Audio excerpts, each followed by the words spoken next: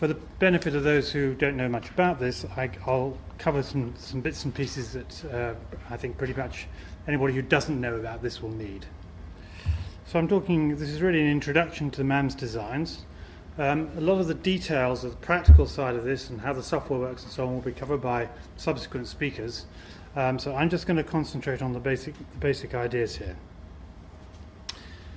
I think Max has given a pretty good idea why we need new trial designs, and like Max, most of my practical experience in trials comes from cancer. So there's a little bit of a cancer focus in my talk, but in principle it shouldn't be limited in that way.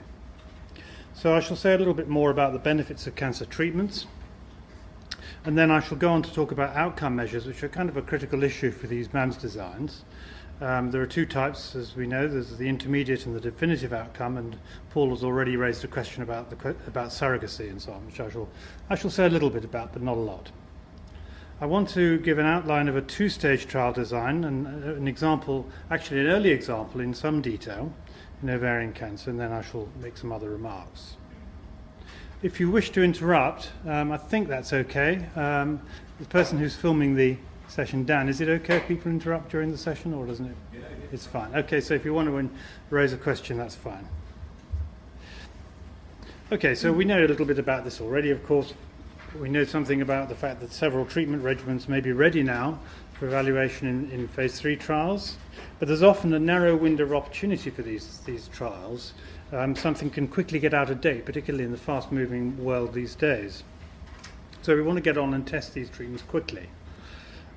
We know that most new treatments are no better than the previous ones were. And also we want to try and minimize exposure of patients to ineffective treatments if we can do that. And often these ineffective treatments also turn out to be much more toxic. For example, very high activity chemotherapy regimens in cancer are often very toxic. Obviously resources are always limited, so we do need these more efficient designs. And the key here is the comparison, of course, of several treatments with control, not just one treatment. Most cancer treatments are modest in their benefit, actually. The mortality rate is typically reduced by the order of 15 to 30%. In other words, in terms of what statisticians may be more familiar with, a hazard ratio of around 0.7, 0.8, or even a little bit more than that, is quite a common result in a cancer trial these days. Just to give an idea in cancer for what you might call the 3 different stages of cancer, I've called early, locally advanced, or local spread of a tumour, and advanced cancers. The effect size you can see is given there of the order of 20 to 30% reduction in event rates, but the number of patients can range quite widely from at least 2,000 or more actually in early cancers. Breast cancer is not unusual these days to have 3,000 patients or more, and in advanced cancers they tend to be smaller, but for the early cancers the time frame is horrendous, and as Max said, maybe 3 trials in a lifetime for a breast cancer clinician is quite realistic. Now going on to a little bit more about the designs, I want to say a little bit about these so-called intermediate and definitive outcomes. In what follows, when I'm talking technically at all, I shall be using notation for I standing for an intermediate outcome and D for a definitive outcome. And what a definitive outcome is what we would usually call the primary outcome of a trial. It might be overall mortality, or it might be cancer-specific mortality, or some other type of time to event outcome. So what we assume here is not so much that I is a surrogate, which is a very strong requirement of an intermediate outcome measure, but more that the intermediate measure is on the causal pathway to death particularly. So whatever causes death is also going to affect the other outcome, the intermediate outcome. And because of the way we define this, it's the usual situation is that treatment effects, if they exist, if there is a treatment benefit, for example, tend to be correlated between the 2 types of outcome. And the absolutely canonical example in cancer is that the intermediate outcome is an event for the progression of the disease or to death, and that D, as I said earlier, is death itself. So it's pretty obvious that if a cancer spreads, it's on the causal pathway to death. I mean, this is quite clear. There are other situations where it may be less clear, and then one has to be very careful and think about that. So why do we want to use this, or why indeed we even consider using an intermediate outcome measure when we've already got a definitive one in mind? Well, basically because it increases the power or the speed of the trial. Typically, these intermediate outcomes, and this is fairly clear, I think, will have a higher hazard, and more likely to occur earlier than the definitive outcome. And sometimes, actually, we get another effect, which is that you might have a slightly larger treatment effect on the intermediate than on the definitive outcome. That isn't as common as you might think, but it can occur, I believe. So both of these two types of factors increase the lead time on the time to an event of some kind being observed. And here is an example of that coming up on the next slide from an earlier trial in ovarian cancer, ICON 3, which was completed a good number of years ago now, but the basic principle is still the same. So what I've got here is a Kaplan-Meier survival plot from this trial, and you can see that 5-year survival in this condition is pretty low. This is advanced ovarian cancer. But what we see here is that the upper graph, which is the time to death from any cause, and the lower graph, progression-free survival, are very different. And indeed, the median time to event is something like 1.5 years for progression and 3 years for death. So there's a large lead time for events in this particular condition. Now, coming on to a so-called MAMS design, we struggled a bit with the with the acronym for MAMS. We don't really like MAMS very much, but at least it's become established now, so we can say it. You know, it's not one of these things where you've got 17 letters and you have to say them one after the other. So a two-stage. I'm just going to give an example in a two-stage design, and the generalization, if you like, to multi-stages is not particularly difficult. But I think it's quite nice to have just a two-stage design. It's easier to explain. Hopefully, it'll be easier to understand it. So we've got a two-stage design. We've got two types of time to event outcome, the I event and the D event. We've got an outcome measure which is pretty standardly used in cancer, and another time to event study, which is the hazard ratio. I don't want to go into the details or about questions about non-proportional hazards at this stage. This may come up. We have some experience of it, but let's stay within the proportional hazards framework for now. So we're looking at the hazard ratio, treatment divided by control. And obviously a good treatment reduces the risk, and on the way this is scaled, that would have a hazard ratio of less than 1. Some people do it the other way around, so bear in mind that lower means good. And then we have a number of treatments, which are generically called E, experimental research arm treatments, that we want to compare with a standard of care or control treatment, C. The stage 2 trial has two stages, of course. The first stage is what you might call a lack of benefit analysis. So basically what we want to do, the aim simply is to say, okay, we've got a treatment, it's compared with control, it's not doing very well, even at this relatively early stage, and we don't want to continue putting resources into that arm. We want to cease recruitment to it. And so we carry out an analysis that allows us to do that on the intermediate outcome measure, stage 1. So that's a lack of a benefit analysis, and I'll say a little bit more about that, how that works in a minute. So for any of these experimental treatments that make it through to the second stage, then we look at the real question, which is on the definitive outcome. However many treatments are left in the design are then compared with the control arm in the usual way. So it's really not a very complex concept, really. So the way this works for the two stages individually, how would this go? So we'd randomize patients to the control arm and to each of the experimental arms. We tend to use the same allocation ratio for each experimental arm. I think the software requires that, as I recall.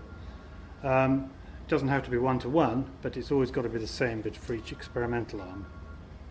So then we start the trial.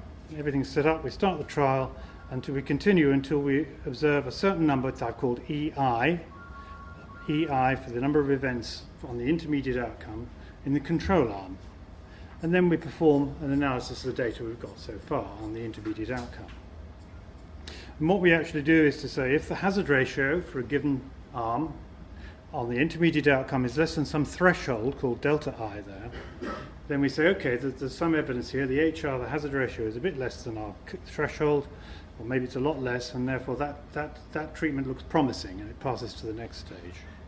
And if that isn't the case, if the hazard ratio is too big, maybe it's 1, for example, showing no difference, then further patients are not recruited to that arm. We continue to follow those patients up. They're still in the trial, but there's no further patients added to that arm. If all the treatments failed to pass the lack of benefit analysis, then we stop recruitment altogether. And that essentially is the end of the trial, though we may continue to follow patients up. What are these threshold numbers, such as the number of events in the control arm, EI, and the delta I? Just to give you a feel for this, a flavour from the very earliest trial, they used, I wasn't involved at this stage, they used a cutoff of 0.87 for the hazard ratio, which I think was kind of halfway between the target value of 0.75 and the null value of 1, something like that. And the number of events was less than you would perhaps normally expect to have in a fully fledged trial, 250 at the intermediate stage. Okay, that's stage 1. So if stage 2, the second stage, patients are still continued to be recruited, of course, to the control arm and to all the experimental arms that passed the first step. We use the original allocation ratio, that doesn't change, but the numbers of patients going to each of these arms may change, of course, if some have been omitted. And we continue this accrual process until we see a certain number, ED, of definitive events in the control arm. And these events are, of course, combined over the first 2 stages together. Having got all this, we then do the usual significance test, typically a log rank test, on the hazard ratio for the definitive outcome for every surviving experimental arm. And a typical example is that we might be having a target hazard ratio for efficacy of about 0.75, as I mentioned earlier. Now, okay, so we've got this 2-stage approach. We've got 2 different types of outcome. How on earth do we specify this? There's an awful lot of, potentially a lot of parameters to think about here. It's bad enough with a single-stage design. Well, early on, I was thinking about that. I was worried about this because when this design was first introduced, I hadn't seen it before. It took me some time to realise actually what we needed to do was to simply take it as though there were 2 independent trials being designed here. One stage 1 trial and one stage 2 trial. The stage 1 trial is worked on the I events, the intermediate ones, and the stage 2 trial is designed on the definitive events. And if you work through that, that turns out to be quite a convenient and understandable way of doing things, because kind of it's familiar, but also it can be worked with. And what I mean by it can be worked with, if you want to know the overall, for example, significance level and power, which obviously you will want to know that, for the whole design, including both stages, how do you do that?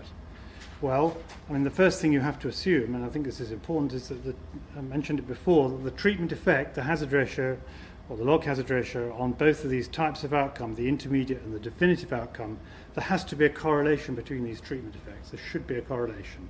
If there isn't, then you do worry about the surrogacy, if you want to put it that way, or whether it's a valid intermediate outcome. So we're going to assume there is a correlation. And then having got that, the actual overall type 1 error and power depend only on the correlation and on the individual stages of the 2 pseudo trials that you've got. So how do we specify the first stage, quotes trial? Well, this is what we tend to design these things pairwise, even though we may have more than 2 arms. Power and significance level is what we have to look at, of course, for a design.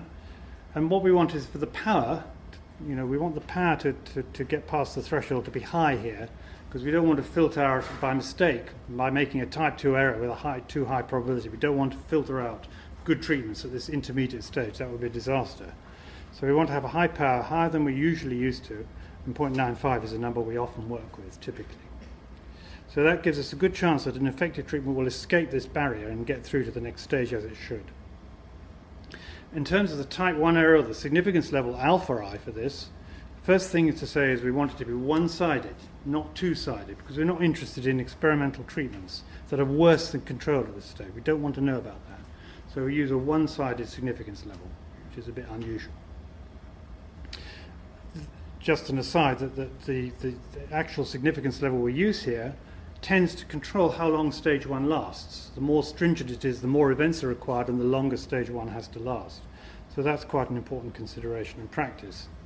And also what's unfamiliar here is this type 1 error, this alpha I, can be quite large, larger than we're used to. For example, it could be 0.25, and we've even worked with larger values than that. And why are we allowing it to be quite large? Because basically, if we make a type 1 error, what does that mean? It just means a treatment that isn't too good gets through to the next stage. Okay, we waste some resources in allocating patients, which we shouldn't, but it's not a disaster. Whereas screening out a good treatment which should have got through is a disaster. So this is what's guiding these alpha I and power I parameters.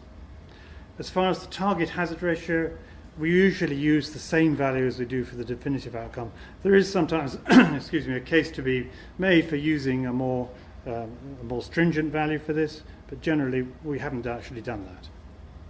So we usually target the same hazard ratio as for the definitive. The second stage the second stage is similar to a usual trial. So for every pairwise comparison, we just do the usual calculations, and we work with, let's say, a one-sided 0.025 level for the significance level, which is 5% two-sided, of course. Power 0.9, that's what we usually do in our trials here. And in practice, yes, as I said, each surviving comparison will be at the 5% level, two-sided. How do we calculate the overall type 1 error significance level and the power for the trial, for the two-stage trial? Well, the first thing that comes up, of course, is how on earth do we get this correlation? We've got a correlation between two treatment effects. Well, if we do the trial once, we haven't got lots of repeated trials. How do we know what the correlation is? And what we've done to try and get a handle on this is basically to work with previous trials in the same disease, similar setting, not identical. It never will be identical, of course. And from that we can use the bootstrap to get an estimate of the relationship between the log hazard ratios for the two types of outcome. And that works pretty well, we think. I'll show you an example in a minute. Obviously the treatments have to be somewhat related to those in the new trial, otherwise we're not looking at like and like. And what we find when we do this analysis, I'll show you some examples in a minute, is that the correlation between the hazard ratios, log hazard ratios, is typically of the order of 60%, 0.6. That's what this parameter rho is. Having got that, then we can do some rather simple mathematics to show what the overall type 1 error or significance level is, which is the expression alpha equals 5,2 of blah, blah, blah. Now, what that means is basically those z values are the normal equivalent deviates of the significance level, and in the intermediate outcome and the significance level for the definitive outcome, rho is the correlation. And it turns out that area under the bivariate normal distribution function is the right expression for the overall significance level. This is assuming that the log hazard ratio estimates are normal, which they are, roughly. Similarly, for the power, we just substitute the normal equivalent deviates of the power calculation in there. So that gives us an overall type 1 error and so on. Here's the example I mentioned, bootstrap analysis of the ICON-3 earlier trial in ovarian cancer. And here's an example showing what the bootstrap distribution of the log hazard ratio for the overall survival on the y-axis versus the same thing for the intermediate outcome PFS on the x-axis. And you can see that there's a beautiful bivariate normal type elliptical scatter, and that really works quite surprisingly well. Some examples of the sorts of correlations that you'll find in real studies. Again, these are all in ovarian cancer, different studies. The trial I just mentioned, the correlation is about 0.6. A meta-analysis also in ovarian cancer, we found about 0.7, and another ovarian cancer about 0.6. So this is fairly consistent. Okay, so let's now look at a 5-arm trial. Sure. Obviously, the extent to which progression-free survival is correlated with overall survival, Yeah. presumably therefore the hazard ratios, depends on the overall survival from the disease. So, for example, pancreatic cancer, Yeah. progression-free survival is very similar to overall survival, whereas in breast cancer they're really quite different. Mm-hmm. Have you got any idea, illustrative correlations for other cancers? Have we got any? Does anybody know? I don't know the answer to that. Yes. We have carried out, similar studies to see the range of the correlation of several diseases. Breast cancer, as well, for example. as Patrick suggested, in most of the practical applications we looked at, in breast cancer, colon cancer, or brain cancer, it ranges between 0.4 to 0.6. It's the range. I have we looked at this. I don't know whether you want to. No, I think that's right. Yeah, 0.6 is in situations where they appear to be well correlated. 0.6 is a number that commonly emerges. Yeah. Yes, in most scenarios it's 0.6. Various diseases. But the other point is which we've done, is you can do a sensitivity analysis, of course, over a range, and usually I'll show you a little bit more about this in a minute. The effect of that. Yes. Could you mind giving your name? My name is Jim Paul. Oh yes, okay, thank you. Does the power, to some extent, not only depend on the strength of the association? Yeah, I want to show a bit of it. Yeah, I'll show you that. It's coming. Yes, Dan. Does the correlation not depend on how far apart the analyses are anyway? Yes. And the algebraic calculation for anyway, is the bootstrap necessary? Okay, so the question was whether the correlation depends on how far apart the two analyses are, and the answer is yes, it does. If you look at that example there, which I didn't say, which is on the screen, is that this is with 200 intermediate events, 250 definitive events. Well, that implies a timeline for that, of course. And so if I'd said 100 I events and 300 D events, it would have been a longer timeline between them, and therefore because of that, you'd expect the correlation to be a bit lower, actually. So yes, it does depend, and you have to be sensible about that. But this is where the role of some kind of a sensitivity analysis helps you, actually. That will come up in another presentation. Okay, good. All right. Any other? No.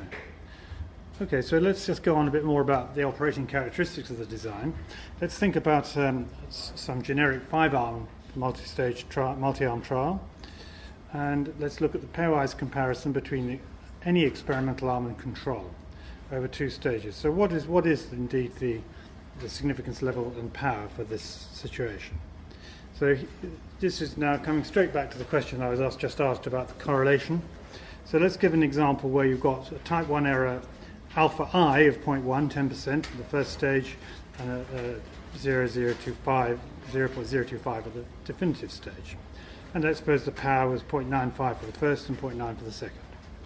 Well, here's 3 different values of the correlation. I wouldn't want to work too much with a correlation of 0, but let's see what happens if we do that. And then a low correlation of 0.3 between the 2 treatment effects, and a higher correlation, typical number, 0.6. So what we see there is that the overall significance level is one-sided is about 0.003 when there's no correlation, and goes up to 0.014 when there is a moderate correlation. So the significance level, and this is what we usually find, we'll always find in fact, the significance level depends quite strongly on the magnitude of the correlation. By contrast to that, the power hardly depends on the correlation at all. You can see the power is nearly 0.87 in all cases. So that's that situation. Yeah. Could I just ask if the alpha here is a single pairwise alpha, that's not adjusted for any multiple testing? It is not adjusted for multiple testing at all. And is that an issue? It could be an issue. Can we come back to that as a question? If that isn't picked up, raise it again, please. Yeah? Okay, so that was the pairwise situation. Now I want to also continue looking at the overall situation. What is the chance of rejecting the null hypothesis when it's true for any arm? This is a family-wise. This may be more what you're thinking about. Family-wise significance level. And the sort of comrade of that is the family-wise power, which is the chance of rejecting H0 under H1 for all the arms.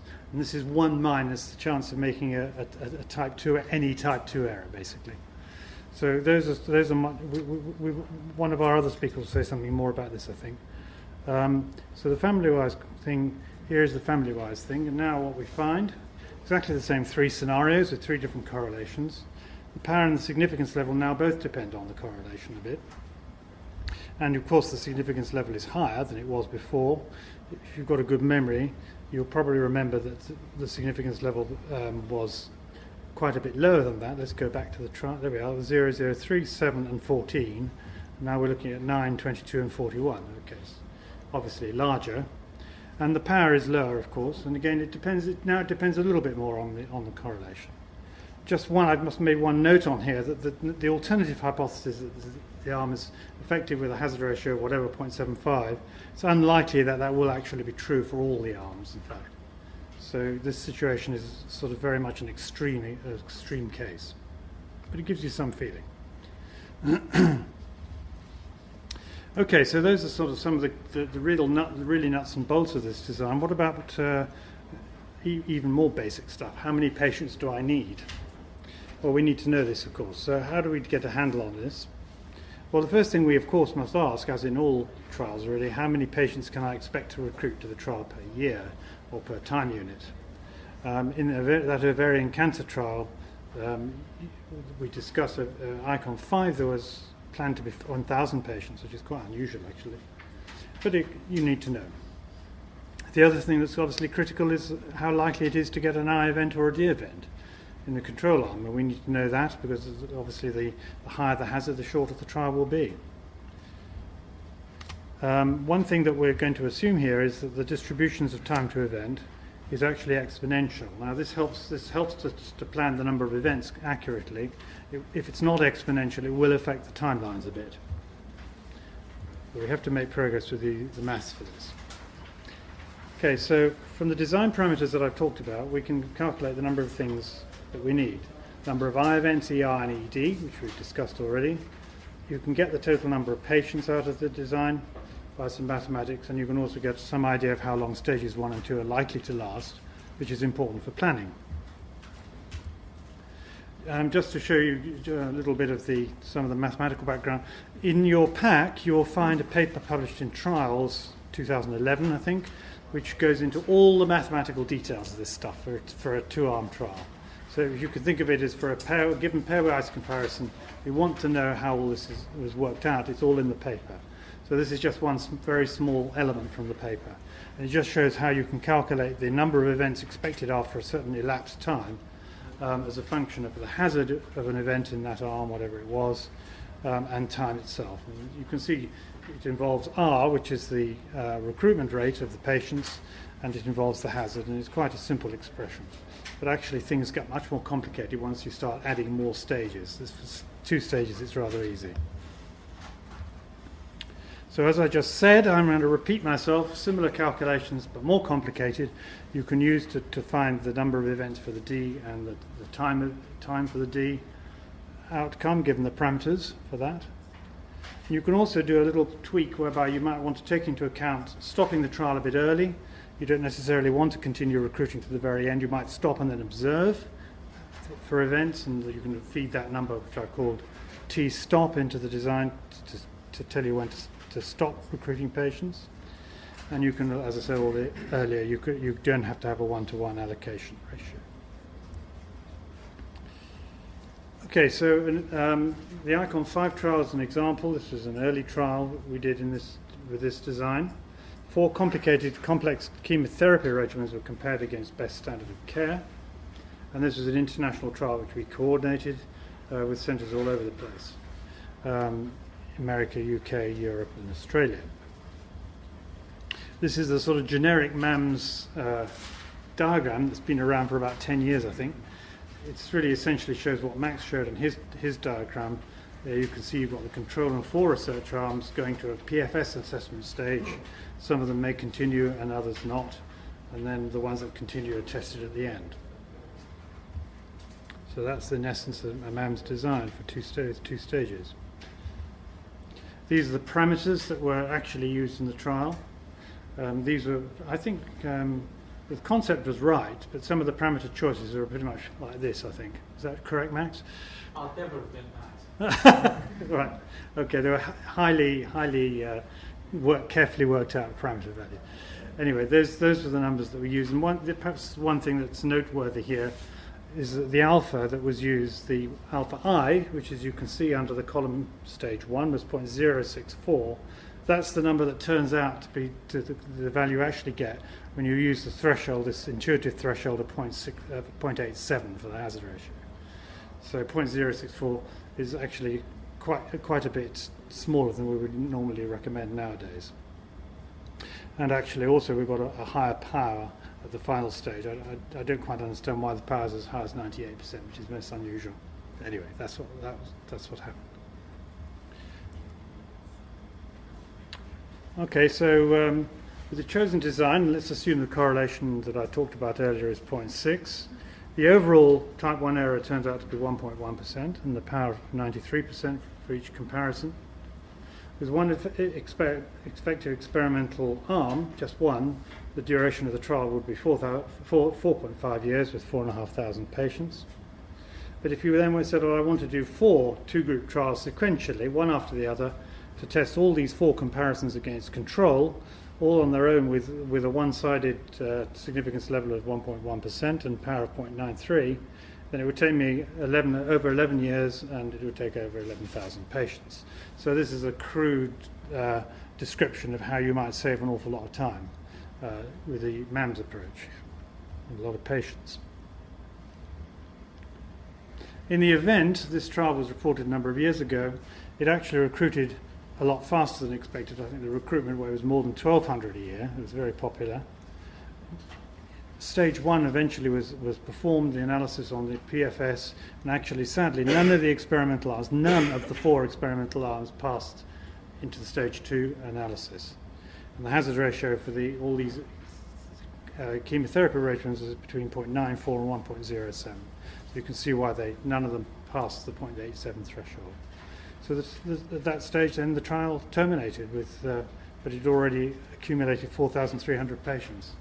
So in some sense, ICON 5 was a vast success of the technology. In another sense, it was a failure because all the experimental treatments were no better than control. But I think we learned something from that trial.